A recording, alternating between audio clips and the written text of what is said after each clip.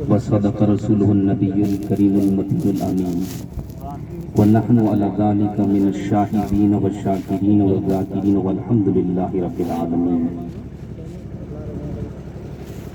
اللهم افتح علينا حكمتك وانشر علينا رحمتك يا ذا الجلال والإكرام.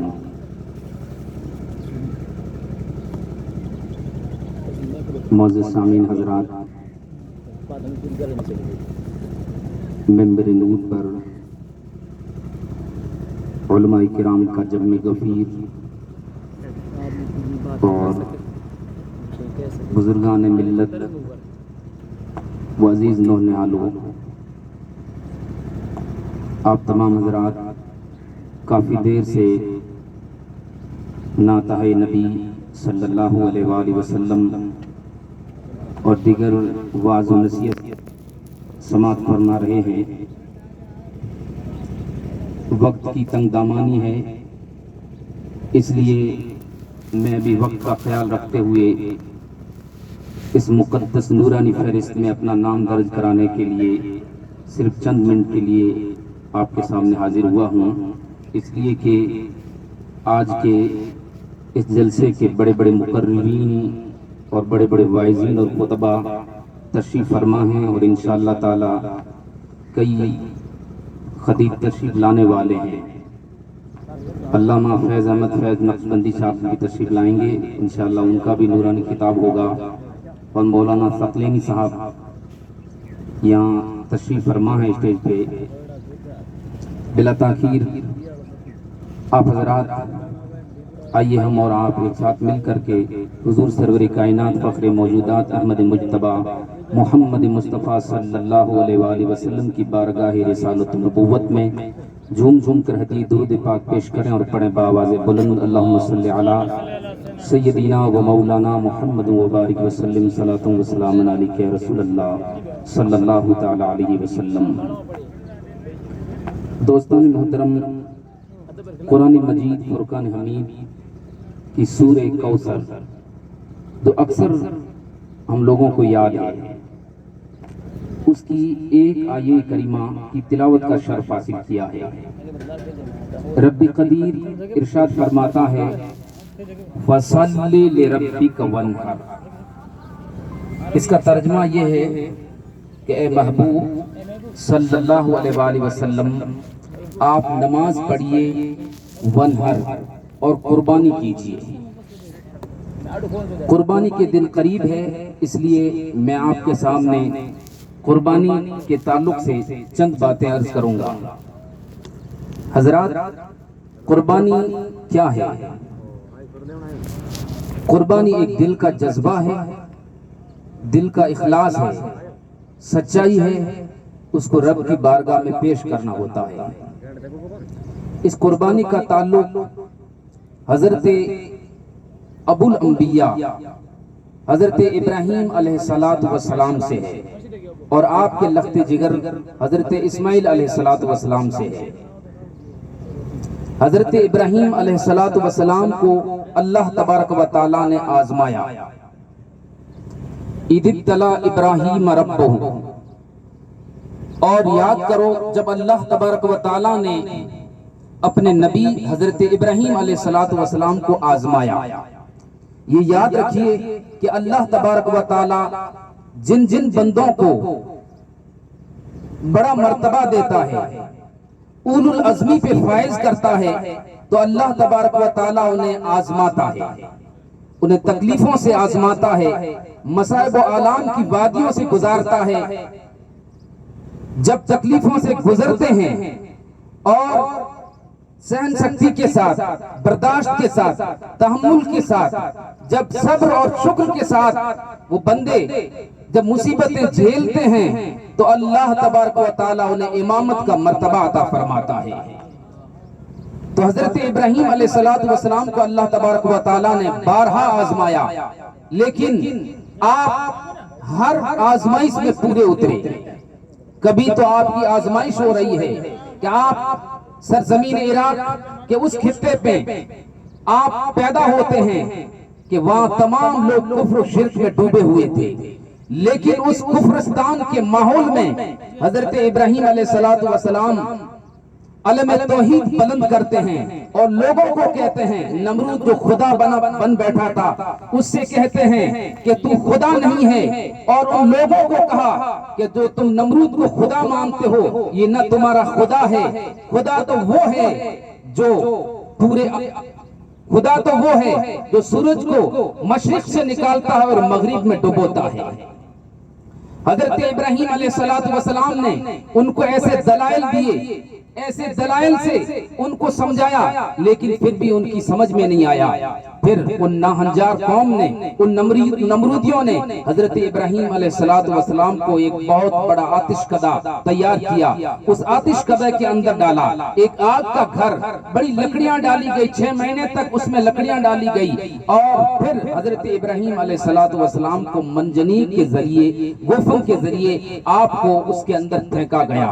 لیکن حضرت ابراہیم علیہ السلام کے پاس ایمان تھا، آپ کے پاس حقانیت تھی، آپ کے پاس سچائی تھی، رب کی ذات پر توکل اور بھروسہ تھا۔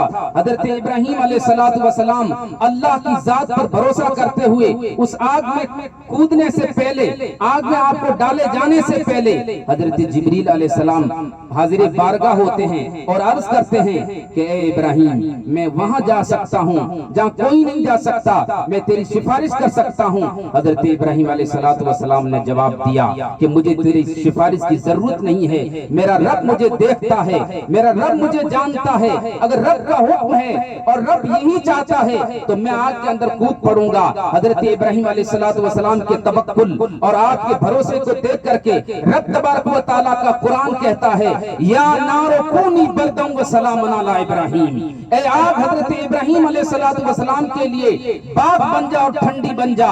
حضرت ابراہیم علیہ السلام کو آگ کے اندر ڈالا جاتا ہے، لیکن آگ کی کیا مجال کہ جس آگ کو اللہ حکم دے دے کہ میرے ابراہیم کے لیے ٹھنڈی اور سلامتی والی بن جا۔ روایتوں میں آتا ہے کہ حضرت ابراہیم علیہ السلام 7 دن اور 7 رات تک آپ اس آتش کدہ کے اندر رہے، لیکن بالکل صحیح و سلامت بار ٹہلتے ہوئے نظر آئے۔ اس لیے کہا علامہ اقبال نے، آج بھی وہ گر ابراہیم سا ایماں پیدا، آگ کر سکتی ہے انداز گلستہ پیدا۔ دوستان محترم، اسی طرح حضرت ابراہیم علیہ السلام کے اولاد نہیں تھی، کئی سال تک اولاد نہیں تھی، 90 سال یا اس سے بھی مزید اضافہ ہو گیا تھا عمر میں، آپ کے اولاد نہیں تھی، آپ دعائیں کرتے تھے، پھر اللہ تبارک و تعالیٰ نے آپ کی دعا کو قبول فرمایا، آپ کو اللہ تبارک و تعالیٰ نے حضرت اسماعیل کی شکل میں آپ کو اولاد عطا فرمائی۔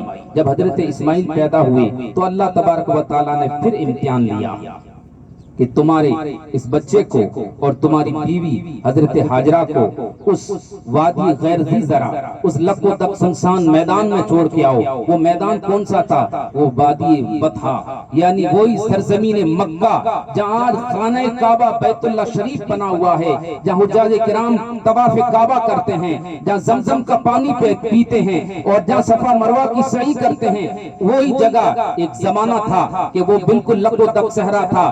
اس جگہ پہ حضرت ابراہیم علیہ السلام کو حکم ہوتا ہے کہ اپنی بیوی کو اور اپنے لخت جگر اور نور نظر حضرت اسماعیل علیہ السلام کو اس وادی میں چھوڑ کے آ جاؤ۔ نہ وہاں پہ نہ چرند پرند تھا، نہ کوئی شجر و حجر تھا، اور میدان اور چٹیل میدان تھا۔ اس جگہ پہ حضرت ابراہیم علیہ السلام اپنے بیٹے کو حضرت حاجرہ کو چھوڑ کر کے واپس تشریف لے جانے لگے تو حضرت حاجرہ نے پوچھا کہ اللہ کا یہی حکم ہے؟ پہلے 2 بار پوچھا کہ ہمیں اس لق و دق صحرا میں چھوڑ کے کہاں جا رہے ہو؟ حضرت ابراہیم نے کوئی جواب نہیں دیا۔ دوسری بار بیوی نے پوچھا تو بھی کوئی جواب نہیں دیا۔ تیسری بار پھر پوچھا کیا اللہ کا یہی حکم ہے کہ اس لق و دق صحرا میں چھوڑ کر کے آپ جا رہے ہو؟ تو حضرت ابراہیم علیہ السلام نے جواب دیا کہ اللہ تبارک و تعالیٰ کا یہی حکم ہے۔ تو اس با وفا بیوی نے کیا جواب دیا کہ پھر جب اللہ کا حکم ہے تو ہمارا رب ہماری نگہداشت کرے گا، ہماری حفاظت فرمائے گا۔ پھر حضرت हाजरा और हजरत इस्माइल उसी लकोदक सहरा में रहे। आज सफा मरवा की जो सही करते हैं, जो दौड़ लगाते हैं, ये किसकी याद है? ये हजरत हाजरा की याद है। हजरत हाजरा रदी अल्लाह ताला अन्हा सफा मरवा पर पानी की तलाश में दौड़ी थी। कभी सफा पे जाती है, कभी मरवा पे जाती है, और जब 7वां चक्कर पूरा हुआ तो देखा कि इस्माइल की एड़ियों में पानी का चश्मा उबलता हुआ नजर आ रहा है। वो चश्मा आब जमजम है जिसको आज हम पीते हैं। वो आब जमजम हजरत इब्राहिम हजरत इस्माइल अलैहिस्सलाम की एड़ियों का सदका है। दोस्तान मोहतरम, तो अल्लाह तबारक व तआला ने हजरत इब्राहिम अलैहिस्सलातु वस्सलाम को बहुत बार आजमाया। फिर कुर्बानी का वाक़या पेश आया। हजरत इब्राहिम अलैहिस्सलातु वस्सलाम को ख्वाब आया, 8वीं रात ख्वाब आया। ये जुल्हिज्जा की तारीख थी, 8 तारीख।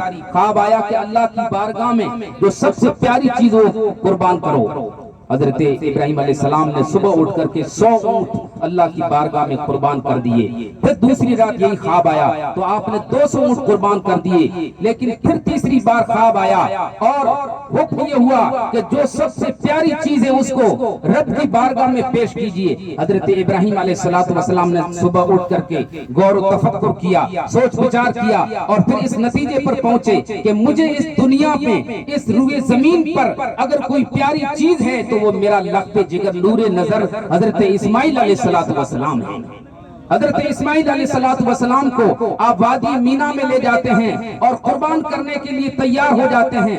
बेटे से पूछते हैं कि बेटा मैं तुम्हें कुर्बान करने वाला हूँ, तुम्हारी क्या मर्जी है? तो बेटा क्या जवाब देता है? सतजिदूनी इंशाअल्लाहु मिनस साबिरीन, अनकरीब आप मुझे सब्र करने वाला पाओगे। हजरत इस्माइल अलैहिस्सलातु वस्सलाम का जब ये जवाब सुना और हजरत इब्राहिम अलैहिस्सलातु वस्सलाम ने अपनी आंखों पर पट्टी बांधी, अपने बेटे को रस्सियों से जकड़ दिया गया और जब छुरी चलाई, लेकिन छुरी की क्या मजाल कि हजरत इस्माइल अलैहिस्सलातु वस्सलाम के गले पर चले। जब हजरत इब्राहिम अलैहिस्सलातु वस्सलाम को जलाल आ गया, पास में पड़े हुए पत्थर पर आपने छुरी मारी तो छुरी ने पत्थर को रेजे रेजे कर दिया। हजरत इब्राहिम अलैहिस्सलाम ने छुरी से कहा कि ए छुरी मेरे बेटे के नरमो नाजुक गले को क्यों नहीं काटती है? तो छुरी ने क्या जवाब दिया कि ए इब्राहिम खलील, मैं तेरी मानूं या रब्बे जलील की मानूं? रब्बे जलील 70 बार मुझे मना करता है कि इस्माइल के गले को न काटना। अब तुम ही बताओ कि मैं किसकी मानूं, खलील की मानूं या रब्बे जलील की मानूं? हजरत मोहतरम, बिल आखिर फरिश्तों ने ये एतराज किया था जब हजरत इस्माइल अलैहिस्सलाम पैदा हुए तो आप अपने इकलौते बेटे को कभी सीने से लगाते हैं, कभी कंधों पे सवार करते हैं। तो फरिश्तों ने रब की बारगाह में अर्ज किया कि रब्बे कदीर, इब्राहिम तेरा खलील है लेकिन इसके दिल में तो अपने बेटे की मोहब्बत पैदा हो गई है। अल्लाह तबारक व तआला ने फरिश्तों को ये मंजर दिखाया कि आज देख लो कि इब्राहिम के दिल में अपने बेटे की मोहब्बत ज्यादा है या मेरी मोहब्बत ज्यादा है। फरिश्ते ये मंजर हैरत की निगाह से देख रहे थे और फरिश्ते ये कहने पे मजबूर हो गए कि बेशक इब्राहिम के दिल में ए रब्बे कदीर तेरी मोहब्बत सबसे ज्यादा है। अल्लाह तबारक व तआला ने हजरत इब्राहिम अलैहिस्सलातु वस्सलाम का ये जब जज्बा देखा तो हजरत जिब्रील को हुक्म दिया कि जन्नत से दुम्बा लेकर के इस्माइल को हटा दो और इस्माइल की जगह पे दुम्बा को रख दो।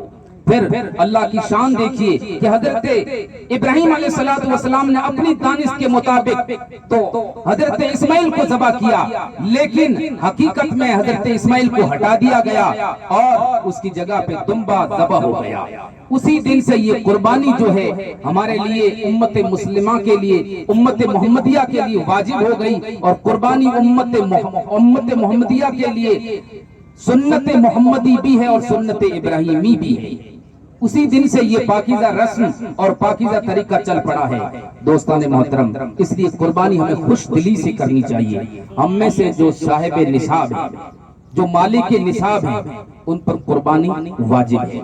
यानी सादी भाषा में ये समझिए कि जिसके पास पैसा है, जिसके पास 52.5 तोला चांदी और उस पर कोई कर्ज भी नहीं है और जरूरत की सारी चीजें उसके घर में मौजूद हैं, तो उस बंदे पर कुर्बानी वाजिब और जरूरी हो जाती है। چاہے وہ مرد ہو چاہے وہ عورت ہو. عورت اپنے زیورات کا حساب لگائے. اگر 52.5 تولہ چاندی کے برابر نصاب پہنچتا ہے اور قرض وغیرہ بھی نہیں ہے تو اس مرد اور اس عورت پر قربانی واجب ہو جاتی ہے. اسی طرح تجارت کا مال ہو اور مالیت 52.5 تولہ چاندی پہنچتی ہے تو اس پر بھی قربانی لازم اور ضروری ہو جاتی ہے. دوستان محترم، قربانی کیا ہے؟ حضرت ابراہیم علیہ السلام کی سنت ہے. آقا کریم صلی اللہ علیہ وسلم نے اپنے صحابہ سے بتایا کہ تمہیں معلوم ہے یہ قربانی کیا ہے؟ یہ قربانی تمہارے باپ حضرت ابراہیم علیہ السلام کی سنت ہے. آقا کریم صلی اللہ تعالی علیہ وسلم نے ارشاد فرمایا کہ قربانی کو خوش دلی سے کرو، کیونکہ قربانی کے جانور کا خون زمین پر گرنے سے پہلے رب کی بارگاہ میں قبول کر دیا جاتا ہے. حضرت ماں عائشہ صدیقہ رضی اللہ تعالیٰ عنہ ارشاد فرماتی، نبی کریم صلی اللہ علیہ وسلم نے ارشاد فرمایا کہ قربانی کے دنوں میں ابن آدم یعنی انسان کا کوئی عمل رب کی بارگاہ میں اس سے زیادہ پسندیدہ نہیں کہ بندہ رب کی بارگاہ میں قربانی کرے. یہ قربانی سب سے زیادہ پسندیدہ عمل ہے. اور قربانی کا جانور جب قیامت کے دن آئے گا تو کھروں کے ساتھ اور سینگوں کے ساتھ آئے گا، اور قربانی کا جانور پل صراط پر اس بندے کے لیے سواری بن جائے گا جس نے خوش دلی کے ساتھ مالک نصاب ہونے کے ساتھ اس نے قربانی دنیا میں کی تھی، تو وہ جانور اس کو پل صراط پر سوار کروا کر کے پار کروا دے گا. اس لیے دوستو قربانی کو خوش دلی سے کریے. قربانی ہمارے آقا صلی اللہ تعالی علیہ وسلم کی سنت ہے. نبی رحمت صلی اللہ تعالی علیہ وسلم ارشاد فرماتے ہیں کہ جو صاحب نصاب ہے، جو مالک نصاب ہے، جو مالدار ہے، یعنی قربانی کے 3 دنوں میں کوئی بندہ مالک نصاب ہے اور پھر بھی وہ قربانی نہیں کرتا تو مصطفیٰ جان رحمت صلی اللہ علیہ وسلم ارشاد فرماتے ہیں کہ اس کو حق نہیں کہ وہ ہماری عیدگاہ کے قریب آئے. یعنی اسے عید پڑھنے کا کوئی حکم نہیں ہے. اس کے لیے عیدگاہ کا دروازہ بند ہے. کس کے لیے؟ جو مالک نصاب ہے، جو وسعت رکھتا ہے، جو استطاعت رکھتا ہے. دوستان محترم، اس لیے ہمیں قرآن مجید کی اس آیت مقدسہ سے بھی یہ درس ملتا ہے، فَصَلِّ لِرَبِّكَ وَانْحَرْ. اے محبوب آپ نماز پڑھیے. ہمیں بھی یہ حکم ہوتا ہے کہ چاہے کیسی بھی مجبوری ہو، ہم صرف بہانے بناتے ہیں، نماز کی پابندی نہیں کرتے ہیں. اللہ تعالیٰ اپنے محبوب سے فرما رہا فَصَلِّ لِرَبِّكَ، اے محبوب اپنے رب کے لیے نماز پڑھیے اور وَانْحَرْ یعنی قربانی کیجئے. تو یہ مبارک دن آنے والے ہیں قربانی کے انشاءاللہ تبارک و تعالی. اللہ تبارک و تعالی ہم سب کو جو ہم میں سے جو مالک نصاب ہے اللہ پاک نے توفیق عطا فرمائے کہ ہم قربانی کریں. علماء کرام کا جمع غفیر ہے، اس لیے میں میری گفتگو یہیں پہ ختم کرتا ہوں. جو کچھ میرے بولنے میں غلطی اللہ تعالیٰ اپنے حبیب کے صدقے معاف فرمائے. یہ قصہ لطیف ابھی ناتمام ہے. جو کچھ بیان ہوا وہ آغاز باب تھا. السلام علیکم.